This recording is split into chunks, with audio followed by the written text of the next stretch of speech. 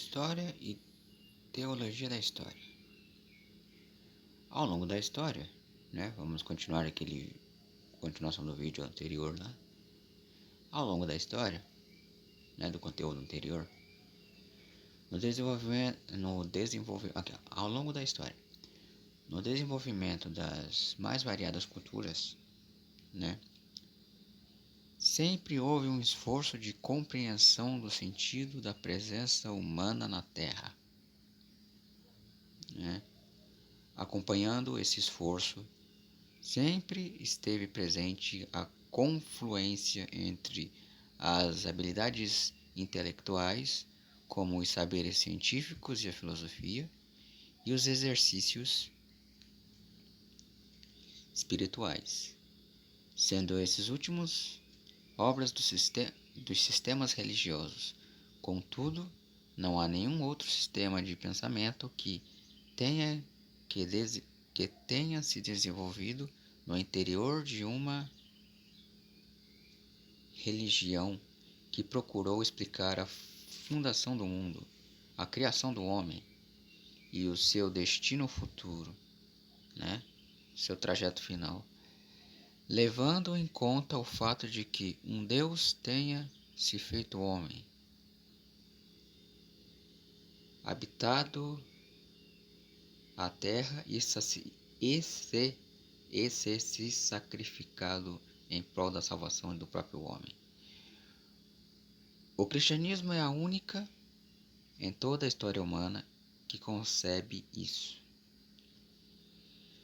Com base nessa perspectiva, teólogos e historiadores cristãos procuram articular as compreensões sobre a totalidade ou integralidade dos eventos históricos no mundo, né? No mundo, né? Não no mundo cristão nesse caso, né? Que seria em relação ao advento da pessoa de Cristo. Cristo exerce uma centralidade na história para a tradição de pensadores cristãos por uma razão muito simples e óbvia, mas nem sempre fácil de ser entendida. Cristo é concebido com o Verbo encarnado, isto é, o Logos divino, a inteligência divina que tudo revela, tudo tanto sobre o passado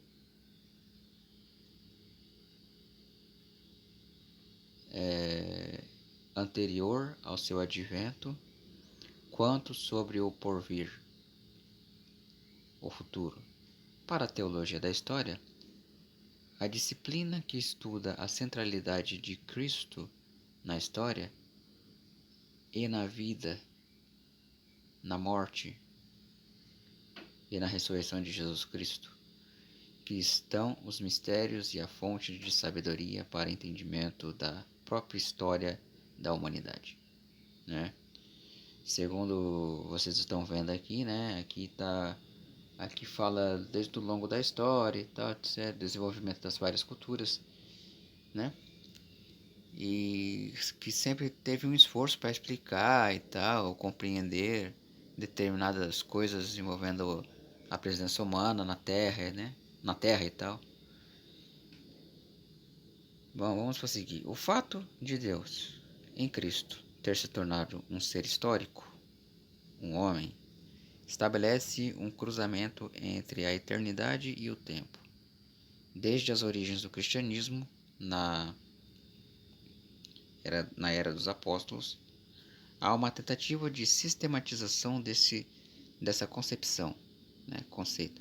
São Paulo, o apóstolo que expandiu consideravelmente o cristianismo, ao pregar a mensagem dos evangelhos nos domínios de cultura helenística, né, grega e romana, foi o grande catalisador da compreensão histórica da religião cristã. Então, graças a Paulo, né, o São Paulo, a gente conhecer a cultura grega e romana chegou a conhecer, como é que fala? Chegou a conhecer a mensagem, né? A mensagem, tô tentando passar aqui, mas tá difícil.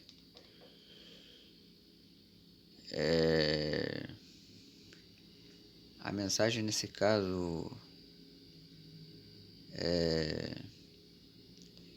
as cartas paulinas, né? Então, a mensagem dos evangelhos, né? De Mateus, Marcos, Lucas e João. Aquela devido à cultura da época e tal. Das cartas paulinas, os chamados pais da igreja, bispos como Orígenes, Santo Agostinho de Hipona, etc., procuraram dar prosseguimento a essas reflexões, né, meditações e tal. Porém, essa não é uma característica apenas de pensadores da Idade Média, no século XX. E ainda hoje, muitos intelectuais se puseram a pensar essas implicações, a pensar essas implicações. Uma dos destacados é o historiador francês Henri Marot.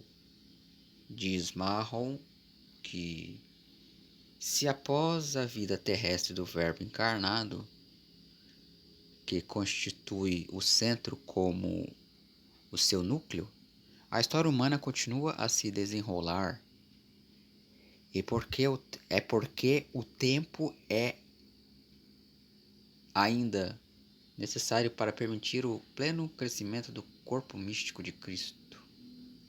A construção até o seu acabamento da cidade de Deus, né? Cabe a São Paulo fazer a síntese das duas imagens e dizer para a construção do corpo de Cristo, né? Seria, acho que a Eucaristia e tal. Ou, no caso, a Santa Ceia, né? Para alguns protestantes.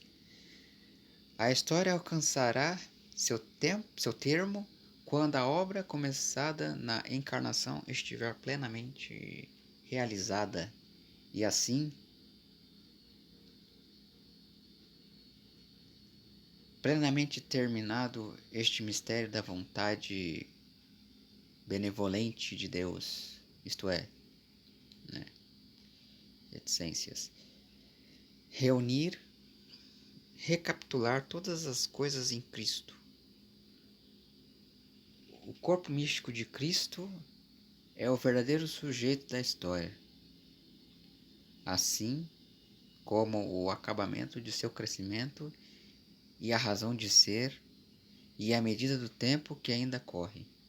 O corpo místico de Cristo, isto é, a comunidade dos homens em Cristo, a eclésia, né, que seria a igreja, continua a história,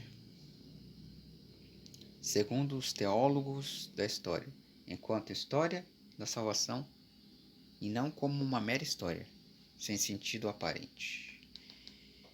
Bom, peraí, deixa eu ver se tem mais outras coisas aqui. Bom, eu diria que praticamente, né?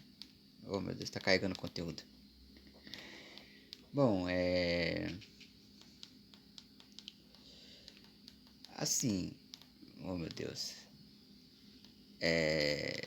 Pelo que eu entendi, aqui é uma breve explicação, né, do conceito da fé, né, cristã, da fé cristã,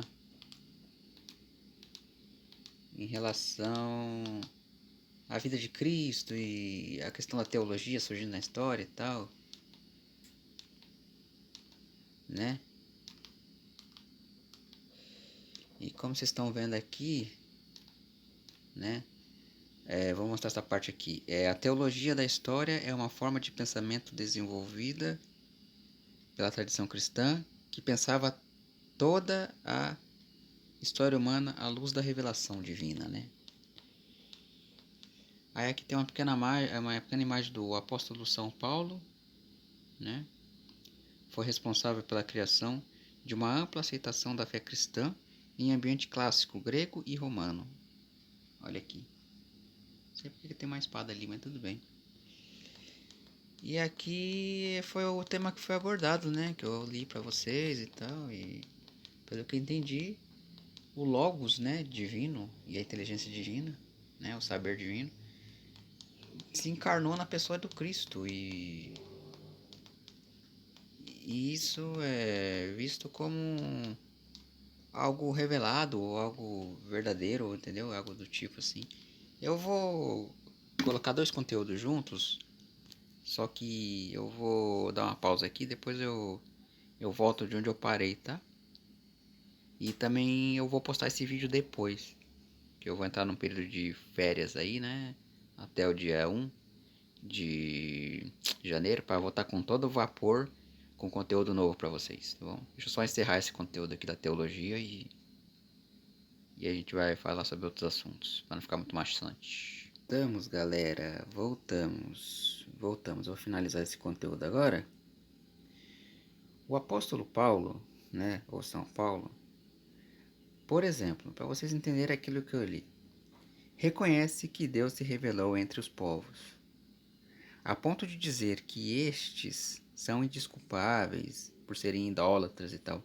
Até que a passagem e tal, Romanos 1, do 18 ao 23, o argumento é relativamente simples, né? Fácil de compreensão. O interior, que é a questão de dentro, não pode ser adorado pelo superior, seria Deus, né? Conforme já argumentavam os profetas, né, da época lá, né, da Torá e tal, e da Taná, é irracional que um Deus, cuja existência dependa das mãos humanas, seja adorado pelos homens. Nesse sentido, Paulo também ressalta que mesmo os povos não tendo lei, né, dos 10 mandamentos, podem agir pela natureza conforme os ditames da lei moral. Está aqui a passagem, né? Ou seja, pela vida, pela experiência, pela vivência, e é possível deduzir que não se deve fazer ao próximo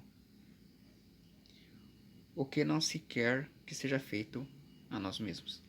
Isso é racional, natural e independentemente de uma revelação sobrenatural, né, do mundo espiritual. Sendo que o motivo de descontentação entre os povos em toda a história seria a violação de tal regra. Podemos dizer então que, pela chamada revelação geral ou natural, ninguém tem desculpa para ser idólatra ou por não tratar o próximo da mesma forma como gostaria de ser tratado. Então, resumindo tudo isso daí, aquela questão de Paulo que ele fala lá é em relação ao corpo sacrificial de Cristo, né, na Eucaristia ou na Santa Ceia, para quem é mais protestante e tudo mais, né? Que é um tema bem complexo, porque muitos creem que a Santa Ceia é o pão e o sangue de Cristo, né, que está sendo repartido. E a questão da Eucaristia é o corpo e o sangue dele que é derramado ou compartilhado também, né, entre os irmãos católicos, né? É que assim, eu fui católico, mas não sei muita coisa. Porque assim, o meu canal ele não tem como essa finalidade de debates, mas trazer o conhecimento e informação. Por exemplo, essas semanas eu vou trazer uma informação sobre talvez o mundo religioso ou sobre o mundo da arqueologia, mas eu vou postar isso só depois de um tempo, né? Até porque a informação é para o canal principal. O canal secundário é mais questão teológica e outras questões também, entendeu? Eu ainda vou gravar um vídeo falando sobre as ramificações da teologia e vou trazer para vocês prontinho, né? E bom, é só isso. Espero que todos tenham gostado do conteúdo. Fiquem todos na santa paz de Deus e não se esqueça de se inscrever no canal, ativar o sininho das notificações para receber todas as notificações. Se inscrever no canal, deixar seus comentários, deixa o like também, aquele likezinho maroto. E falou! Nos vemos em janeiro, dia 1º de janeiro de 2025. Até lá, boas festas, bom Natal a todos, um próspero ano novo e sucesso para todos nós. Tamo junto e tamo com Deus. E é isso aí. Falou!